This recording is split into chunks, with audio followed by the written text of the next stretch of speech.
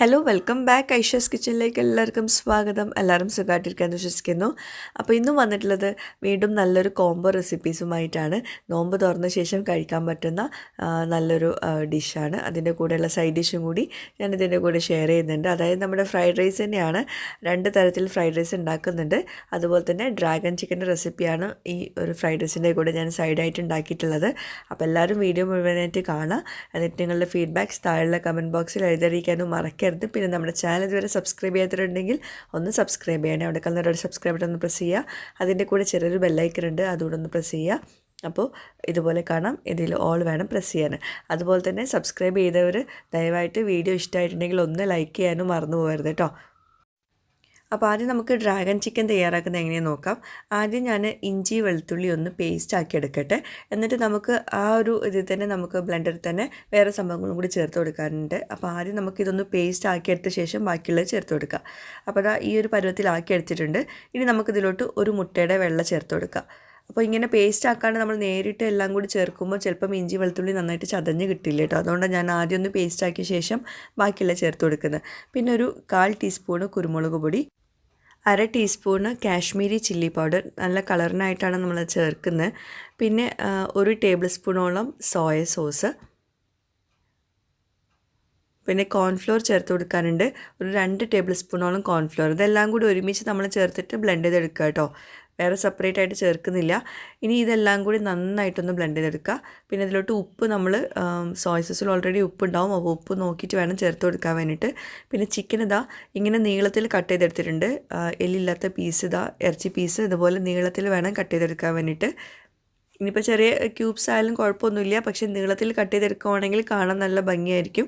അപ്പോൾ അത് നന്നായിട്ട് കഴുകിയെടുത്തിട്ട് വെള്ളമൊക്കെ നന്നായിട്ട് ഡ്രെയിൻ ചെയ്തിട്ട് വേണം ഈ ഒരു മാരിനേഷൻ അതിൽ തേച്ച് പിടിപ്പിക്കാൻ വേണ്ടിയിട്ട്. കാരണം ഇത് അത്യാവശ്യം ലൂസാണ്. അപ്പോൾ നമ്മൾ ചിക്കനിൽ വെള്ളം ഉണ്ടെങ്കിൽ ഇത് വല്ലാണ്ട് ലൂസായി പോകും. അപ്പോൾ അതൊന്ന് ശ്രദ്ധിക്കുക. ഇപ്പോൾ നമ്മൾ നന്നായിട്ട് കുഴച്ചെടുത്തിട്ടുണ്ട്. ഇനി ഒരു നുള്ളു ഉപ്പും കൂടി ചേർത്ത് കൊടുക്കുന്നുണ്ട്. ഉപ്പ് അധികം ചേർക്കേണ്ട, സോയ സോസിൽ ഓൾറെഡി ഉപ്പുള്ളതാണ്. അപ്പോൾ കുറച്ച് മാത്രം ചേർത്താൽ മതി. അതും കൂടി ചേർത്തിട്ട് നന്നായിട്ട് കുഴച്ചിട്ട് നമുക്ക് ഫ്രിഡ്ജിൽ ഒരു അരമണിക്കൂറോ അല്ലെങ്കിൽ 1 മണിക്കൂർ റെസ്റ്റ് ചെയ്യാൻ വയ്ക്കുക. അതിന് ശേഷമാണ് നമ്മളിപ്പോൾ അത് ഫ്രൈ ചെയ്യാൻ പോകുന്നത് കേട്ടോ. അപ്പോൾ എണ്ണ നല്ലോണം ചൂടായ ശേഷം ഒരു മീഡിയം ഫ്ലെയിമിൽ വെച്ചിട്ട് വേണം ഇത് ഫ്രൈ ചെയ്യാൻ വേണ്ടിയിട്ട്. പിന്നെ ഇതുപോലെ അത്യാവശ്യം എണ്ണ ഒഴിച്ചിട്ട് വേണം ഫ്രൈ ചെയ്യാൻ വേണ്ടിയിട്ട്. ഷാലോ ഫ്രൈ അല്ല കേട്ടോ, ഇതുപോലെ ഡീപ് ഫ്രൈ ആണ് ചെയ്യേണ്ടത്. അപ്പോൾ ഞാൻ പരന്നൊരു ഫ്രൈങ് പാൻ എടുത്തിട്ടാണ് ഇത് ഫ്രൈ ആക്കുന്നത് കേട്ടോ. അപ്പോൾ 2 വശവും നല്ല ഗോൾഡൻ കളർ ആവുന്ന വരെ ഫ്രൈ ആക്കി എടുക്കുക. വല്ലാണ്ട് എന്താ പറയുക ക്രിസ്പാക്കി എടുക്കേണ്ട ആവശ്യമില്ല. അപ്പോൾ ചിക്കൻ ആ സോഫ്റ്റ്നെസ്സൊക്കെ പോവും. അപ്പോൾ 2 വശവും ഗോൾഡൻ കളർ ആയിട്ടുണ്ടെങ്കിൽ നമുക്കൊരു പാത്രത്തിലോട്ട് മാറ്റുക, കുറേശ്ശെ എടുത്തിട്ട്. അപ്പോൾ ഞാൻ ഒരു ബാച്ചാണ് നമ്മളിപ്പോൾ ഫ്രൈ ചെയ്തിട്ടുള്ളത്. അപ്പോൾ ഇനി രണ്ടാമത്തെ ബാച്ച് ഇട്ട് കൊടുക്കാണ്ട് എല്ലാം കൂടി ക്രൗഡഡ് ആയിട്ട് ഇട്ട് കൊടുക്കും ചെയ്യരുത് കേട്ടോ. അപ്പം ആ മസാല കോട്ടിംഗ് ഒക്കെ പോവും. അപ്പോൾ അതാ ഫസ്റ്റ് ബാച്ച് ചിക്കൻ ഫ്രൈ ആക്കി എടുത്തിട്ടുണ്ട്. ഇനി നമുക്ക് രണ്ടാമത്തെ ബാച്ച് ഇട്ട് കൊടുക്കാം. ഫ്ലെയിം കുറച്ച് വെച്ചിട്ടുണ്ടെങ്കിൽ ആ ചിക്കൻ്റെ മസാലയൊക്കെ അതിൽ ഒട്ടിപ്പിടിക്കും കേട്ടോ പാനിൽ. അതൊക്കെ ഒന്ന് ശ്രദ്ധിക്കുക. മീഡിയം ഫ്ലെയിമിൽ വെച്ചിട്ട് വേണം ഫ്രൈ ആക്കാൻ വേണ്ടിയിട്ട്. അപ്പോൾ നമ്മൾ 2 ബാച്ച് ചിക്കൻ ഫ്രൈ ആക്കിയിട്ടുണ്ട്. ആ ചിക്കൻ ഫ്രൈ ആക്കിയിട്ടുള്ള എണ്ണയിൽ നിന്ന് കുറച്ചെടുത്തിട്ട് ഞാൻ വേറെ പാനിലാണ് ഇതിപ്പോൾ തയ്യാറാക്കാൻ പോകുന്നത്. അപ്പോൾ കുറച്ച് മാത്രം എടുത്തിട്ട് വേറെ പാനിലോട്ട് ഒഴിച്ച് കൊടുക്കുക. അതിലോട്ട് ആദ്യം വെളുത്തുള്ളി ചെറുതായിട്ട് അരിഞ്ഞതാണ് ചേർക്കുന്നത്.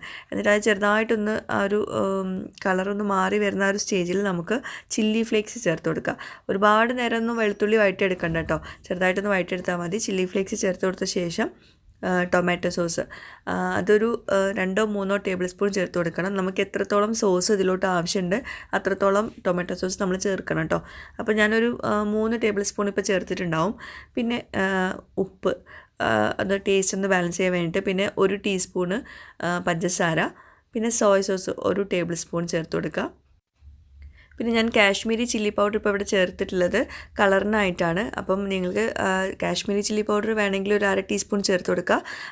അതിന് പകരം നിങ്ങൾക്ക് കളർ ആഡ് ചെയ്ത് കൊടുക്കുക. റെഡ് ഫുഡ് കളർ ഉണ്ടെങ്കിൽ അത് ആഡ് ചെയ്ത് കൊടുക്കുക കേട്ടോ. അപ്പോൾ നല്ലൊരു റെഡ് കളറിലായിരിക്കും നമ്മുടെ ഈ ഒരു ഡ്രാഗൺ ചിക്കൻ കിട്ടുക. അപ്പോൾ ഇതെല്ലാം കൂടി ചേർത്തിട്ട് നന്നായിട്ടൊന്ന് മിക്സ് ചെയ്ത് കൊടുക്കുക. അപ്പോൾ സോസ് കണ്ടോ, ഇപ്പോൾ ഈ ഒരു പരുവാണ്. നമ്മൾ കളർ ആഡ് ചെയ്തിട്ടുണ്ടെങ്കിൽ നല്ലൊരു റെഡ് കളറിലായിരിക്കും ഉണ്ടാവുക. ഞാൻ കളർ ആഡ് ചെയ്തിട്ടില്ല കേട്ടോ. ഇനി ഇതിലോട്ട് നമ്മൾ നേരത്തെ ഫ്രൈ ആക്കി വെച്ചിട്ടുള്ള ചിക്കനും അതിൻ്റെ കൂടെ ക്യാപ്സിക്കം നീളത്തിൽ അരിഞ്ഞതും കൂടി ചേർത്ത് കൊടുക്കുക. പിന്നെ ഇതിൻ്റെ മെയിൻ ചേരുവ എന്ന് പറയുമ്പം ചില്ലി ഫ്ലേക്സ് ആണ്. ഞാൻ കുറച്ച് മാത്രമേ ചേർക്കുന്നുള്ളൂ കേട്ടോ. അപ്പം ഇതിലോട്ട് നല്ല എരിവുണ്ടെങ്കിൽ നല്ല ടേസ്റ്റാണ്. അപ്പം ചില്ലി ഫ്ലേക്സ് എരിവ് ഇഷ്ടമുള്ള തീർച്ചയായിട്ടും അത്യാവശ്യം നന്നായിട്ട് തന്നെ ചേർത്ത് കൊടുക്കുക. ഞാൻ കുറച്ച് മാത്രമേ ചേർക്കുന്നുള്ളൂ. പിന്നെ ചൂടുവെള്ളം കുറച്ചൊന്ന് ഒഴിച്ചു കൊടുത്തിട്ടുണ്ട്. ആ സോസ് എല്ലാം കൂടി കമ്പൈനായിട്ട് കിട്ടാൻ വേണ്ടിയിട്ടാണ് കുറച്ച് ചൂടുവെള്ളം ഒഴിച്ചു കൊടുത്തിട്ടുള്ളത്. അപ്പോൾ ഇതാ നമ്മുടെ ഡ്രാങ്ക് ചിക്കൻ റെഡി ആയിട്ടുണ്ട്. ഇനി ആ സോസൊക്കെ ഈ ചിക്കനിൽ നന്നായിട്ട് കോട്ടായിട്ട് വരണം. അപ്പോൾ ഒന്ന് കുക്ക് ചെയ്താൽ മതി. ഒരു 1-2 മിനിറ്റ് നന്നായിട്ടൊന്ന് മിക്സ് ചെയ്ത് കൊടുത്തിട്ടുണ്ടെങ്കിൽ എല്ലാം സെറ്റാവും.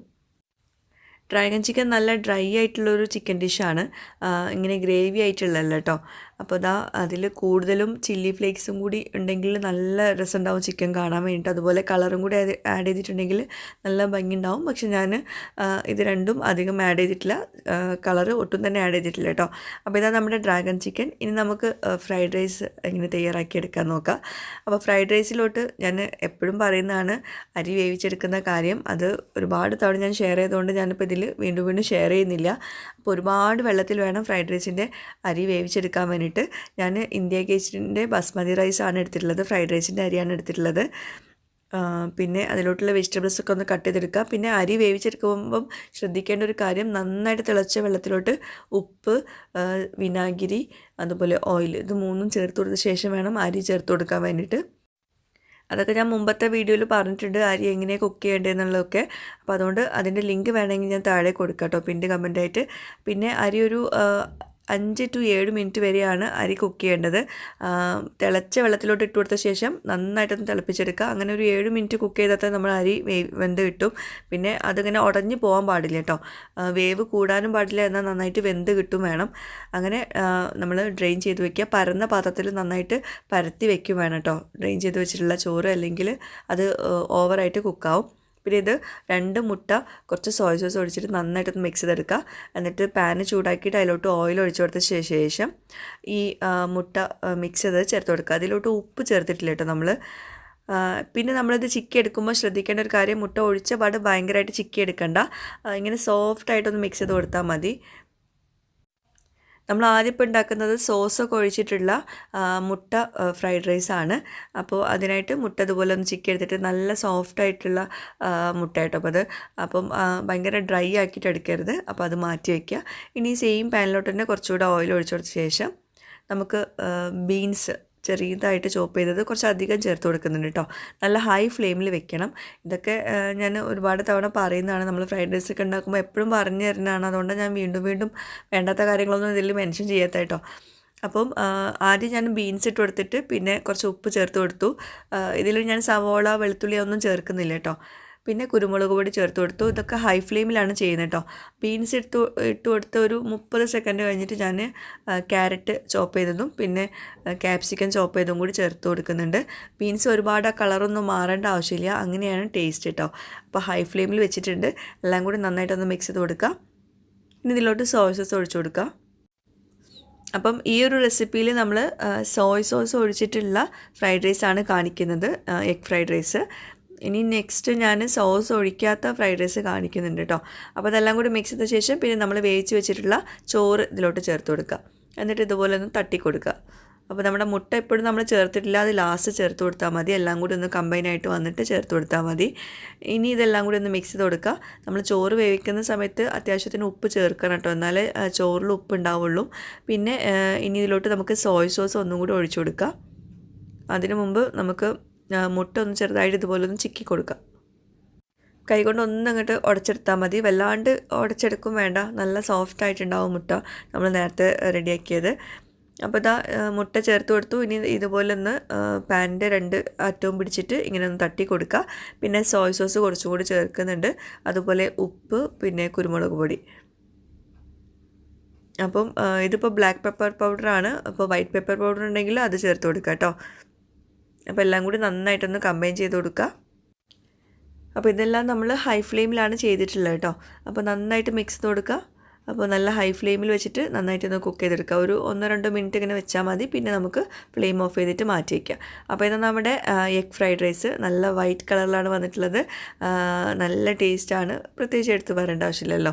നമ്മൾ ലേഡീസിന് പൊതുവേ ഫ്രൈഡ് റൈസ് ഭയങ്കര ഇഷ്ടമാണെന്ന് തോന്നുന്നു. പക്ഷേ ജെൻസിന് അങ്ങനെ ഫ്രൈഡ് റൈസ് ഇഷ്ടമാണെന്ന് പറയാറില്ല. കൂടുതൽ പേർക്കും ഫ്രൈഡ് റൈസ് ഇഷ്ടമുണ്ടാവില്ല. പക്ഷേ ലേഡീസിന് ഒട്ടുമിക്ക പേർക്കും ഫ്രൈഡ് റൈസ് ഭയങ്കര ഇഷ്ടമാവും. ശരിയാണോ തെറ്റാണോ എന്നൊന്ന് കമൻസിൽ അറിയിക്കണം കേട്ടോ. അപ്പോൾ ഇതാ നമ്മുടെ എഗ് ഫ്രൈഡ് റൈസ്.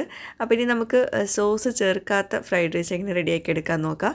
അപ്പോൾ അതിലോട്ട് ഞാൻ കുറച്ച് സ്പ്രിംഗ് ഓണിയൻ ചേർത്ത് കൊടുക്കുന്നുണ്ട്. വീട്ടിൽ സ്പ്രിംഗ് ഓണിയൻ ഞാൻ പറഞ്ഞിരുന്നല്ലോ, മുമ്പത്തെ ഒരു വ്ളോഗിൽ ഷെയർ ചെയ്തിട്ടുണ്ടായിരുന്നു, ഉണ്ടാക്കിയിട്ടുണ്ടായിരുന്നു. ചെറിയ ഉള്ളി കുഴിച്ചിട്ടിട്ട് മുളപ്പിച്ചിട്ട് കുഴിച്ചിട്ട ശേഷം ഇതുപോലെ ആയിട്ടുണ്ടായിരുന്നു. അപ്പോൾ നമ്മൾ ഫസ്റ്റ് എഗ് ഫ്രൈഡ് റൈസ് ഉണ്ടാക്കിയല്ലോ, അതിലോട്ട് വേണമെങ്കിൽ നിങ്ങൾക്ക് സ്പ്രിംഗ് ഓണിയൻ ചേർത്ത് കൊടുക്കുക. ഞാൻ പിന്നെ ഒന്നൊരു ചേഞ്ച് ഉണ്ടായിക്കോട്ടെ എന്ന് വിചാരിച്ചിട്ടാണ് ഞാൻ അതിലോട്ട് ചേർക്കാണ്ട് നെക്സ്റ്റ് ആയിട്ട് ഉണ്ടാക്കുന്നതിൽ സ്പ്രിംഗ് ഓണിയൻ ചേർക്കുന്നത്. പിന്നെ ഫ്രൈഡ് റൈസിലോട്ടും അതുപോലെ ഡ്രാഗൺ ചിക്കനിലോട്ടും ഒക്കെ സ്പ്രിംഗ് ഓണിയൻ ചേർക്കുമ്പോൾ ഒരു പ്രത്യേക ടേസ്റ്റാണ്. അത് ലാസ്റ്റ് നമ്മൾ ചേർത്ത് കൊടുക്കുന്നതാണ് ഗാർണിഷിങ്ങിനായിട്ട്. അപ്പോൾ അത് പ്രത്യേക ടേസ്റ്റാണ്. പ്രത്യേകിച്ച് നമ്മൾ വീട്ടിലുണ്ടാക്കുന്നതാകുമ്പോൾ ഒന്നുകൂടെ ടേസ്റ്റി ആവും. അപ്പോൾ നമ്മളിപ്പോൾ ഉണ്ടാക്കാൻ പോകുന്നത് സോസ് ചേർക്കാത്ത ചിക്കൻ ഫ്രൈഡ് റൈസിൻ്റെ റെസിപ്പിയാണ്. അപ്പോൾ അതിനായിട്ട് ഞാൻ കോൺഫ്ലോർ ഒരു 2 ടീസ്പൂണ്, കുരുമുളക് പൊടി ഒരു 1/4 ടീസ്പൂണ്, ഒരു നുള്ളു ഉപ്പ്, പിന്നെ വെള്ളം, ഇതെല്ലാം കൂടി ചേർത്തിട്ട് നന്നായിട്ട് ഇതുപോലെ ഒന്ന് മിക്സ് ചെയ്ത് കൊടുക്കുക. എന്നിട്ട് നമുക്ക് ചിക്കൻ ചേർത്ത് കൊടുക്കുക. ചിക്കൻ എല്ലില്ലാത്ത പീസാണ് ചേർത്ത് കൊടുക്കുന്നത്. കുറച്ച് വലിയ പീസുകളാണ് ചേർത്ത് കൊടുക്കുന്നത്. എന്നിട്ട് നന്നായിട്ടൊന്ന് മിക്സ് ചെയ്ത് കൊടുക്കുക. പിന്നെ ജിഞ്ചർ പൗഡർ, ഗാർലിക് പൗഡറൊക്കെ ഉണ്ടെങ്കിൽ അത് ചേർത്ത് കൊടുക്കുക കേട്ടോ. പൗഡറായിട്ട് ഇല്ല എന്നാണെങ്കിൽ ചേർക്കണ്ട. എന്നിട്ട് നന്നായിട്ടൊന്ന് മിക്സ് ചെയ്ത് കൊടുക്കുക. എന്നിട്ട് ലാസ്റ്റ് കുറച്ച് 1 ടേബിൾ സ്പൂണോളം മൈദപ്പൊടി ചേർത്ത് കൊടുക്കുക. എന്നിട്ട് നന്നായിട്ടൊന്ന് കമ്പൈൻ ചെയ്ത് കൊടുക്കുക. അപ്പോൾ നമ്മൾ ഫസ്റ്റ് കോൺഫ്ലോർ ചേർത്തിട്ട് മിക്സ് ചെയ്യുമ്പം ഒരു വെള്ളം പോലെ ആയിരിക്കും. പിന്നെ ഈ മൈദപ്പൊടി ചേർക്കുമ്പോഴാണ് അതൊരു ഇങ്ങനെ കട്ടിയായിട്ട് മാറുക. അപ്പോൾ ഇതായിരിക്കണം നമ്മുടെ ചിക്കൻ. ഇനി നമുക്ക് ചിക്കൻ ഒന്ന് ഫ്രൈ ആക്കി എടുക്കണം. ഞാൻ ഈ ചിക്കൻ ഫ്രൈ ആക്കുന്നത് നമ്മൾ ഡ്രാഗൺ ചിക്കൻ ഉണ്ടാക്കുന്നതിന് മുമ്പ് ഫ്രൈ ആക്കിയിട്ടുണ്ടായിരുന്നു കേട്ടോ. പിന്നെ നിങ്ങൾക്ക് കൺഫ്യൂഷൻ ആവേണ്ട വിചാരിച്ചിട്ട് ഓരോ സ്റ്റേജിലുമാണ് ഓരോന്നും കാണിച്ചു തരുന്നത്. അപ്പം ആദ്യം അത്യാവശ്യം എണ്ണ ചൂടാക്കിയിട്ട് അതിലോട്ട് ഇതുപോലെ ചിക്കൻ 2 വശവും നന്നായിട്ട് കുക്ക് ചെയ്തെടുക്കുക. ഭയങ്കര ക്രിസ്പാക്കി എടുക്കരുത്. ചിക്കൻ നല്ല ജ്യൂസി ആയിരിക്കണം, എന്നാൽ പുറമേ കുറച്ചൊന്ന് ക്രിസ്പാവും വേണം, അകത്ത് ജ്യൂസി ആയിട്ടുണ്ടാവും വേണം. അപ്പോൾ 2 വശവും നന്നായിട്ട് ഗോൾഡൻ കളർ ആവുന്നവരെ കുക്ക് ചെയ്തെടുക്കുക. ഞാൻ നമ്മുടെ ചാനലിൽ ചിക്കൻ ഫ്രൈഡ് റൈസിൻ്റെ വേറൊരു റെസിപ്പി ഷെയർ ചെയ്തിട്ടുണ്ടായിരുന്നു. ഇതുപോലെ എല്ലാ ചിക്കൻ അതിലുണ്ടാക്കിയിട്ടുണ്ടായിരുന്നു. പക്ഷേ അതിൽ സോയ സോസൊക്കെ ഒഴിച്ചിട്ടുണ്ടായിരുന്നു. അപ്പോൾ സോയ സോസ് ഒന്നും ഒഴിക്കാണ്ട് ചിക്കൻ ഫ്രൈഡ് റൈസ് ഉണ്ടാക്കണം എന്നുള്ളവർക്ക് ഇങ്ങനെ ചെയ്തെടുക്കുക കേട്ടോ. അപ്പോൾ ചിക്കൻ എല്ലാം ഫ്രൈ ചെയ്തെടുത്തിട്ടുണ്ട്. ഇനി നമുക്ക് ചിക്കൻ ചെറിയ കഷ്ണങ്ങളാക്കിയിട്ടൊന്ന് കട്ട് ചെയ്തെടുക്കുക കേട്ടോ. അതിന് ശേഷം നമുക്ക് ഫ്രൈഡ് റൈസ് ഉണ്ടാക്കി തുടങ്ങാം. അപ്പോൾ ഇതുപോലെ ഒന്ന് കട്ട് ചെയ്തെടുക്കുക. ഭയങ്കര ചെറുതാക്കിയിട്ട് എടുക്കൊന്നും വേണ്ട. ഈ ഒരു പരുവത്തിൽ കട്ട് ചെയ്തെടുത്താൽ മതി.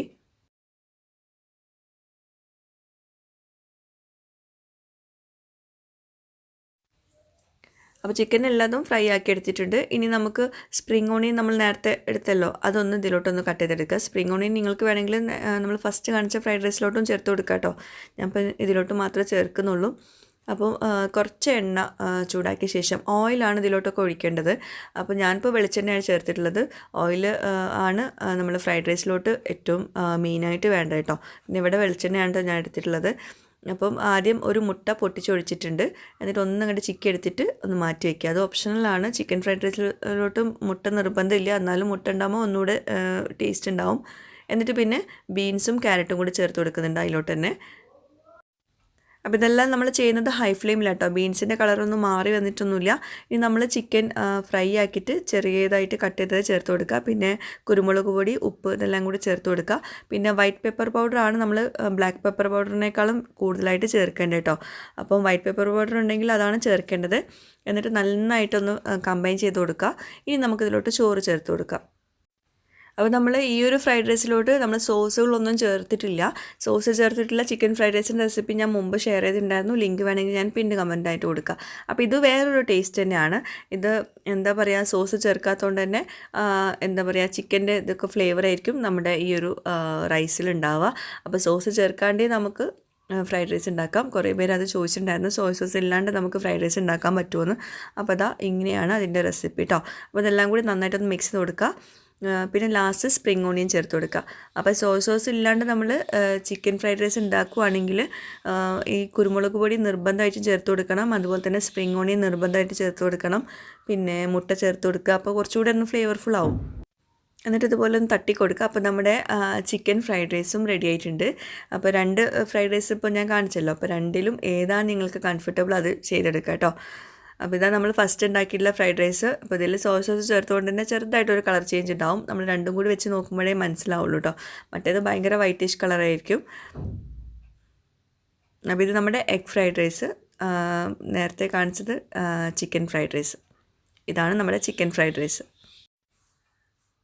അപ്പോൾ എപ്പോഴും ഫ്രൈഡ് റൈസ് ഉണ്ടാക്കുമ്പം അരിയിൽ എന്തെങ്കിലും കൺഫ്യൂഷനൊക്കെ നിങ്ങൾക്ക് ഉണ്ട് എന്നാണെങ്കിൽ അരി ഉണ്ടാക്കുന്നതിൻ്റെ എന്തെങ്കിലും പ്രശ്നങ്ങൾ വരുന്നുണ്ടെങ്കിൽ ഞാൻ മുമ്പ് ഫ്രൈഡ് റൈസ് ഉണ്ടാക്കുമ്പോൾ എങ്ങനെയാണ് പെർഫെക്റ്റ് ആയിട്ട് ചോറ് റെഡിയാക്കുക എന്നുള്ളതിൻ്റെ വീഡിയോ ഷെയർ ചെയ്തിട്ടുണ്ടായിരുന്നു. അതിൻ്റെ ലിങ്ക് ഞാൻ താഴെ പിൻ കമൻ്റ് ആയിട്ട് കൊടുക്കുക. അതൊന്ന് കണ്ടു നോക്കട്ടോ. അതിന് ശേഷം ഈ ഒരു ഡിഷ് ഉണ്ടാക്കിയാൽ മതി. അപ്പോൾ നമ്മുടെ ഡ്രാഗൺ ചിക്കനും ഫ്രൈഡ് റൈസും റെഡി ആയിട്ടുണ്ട്.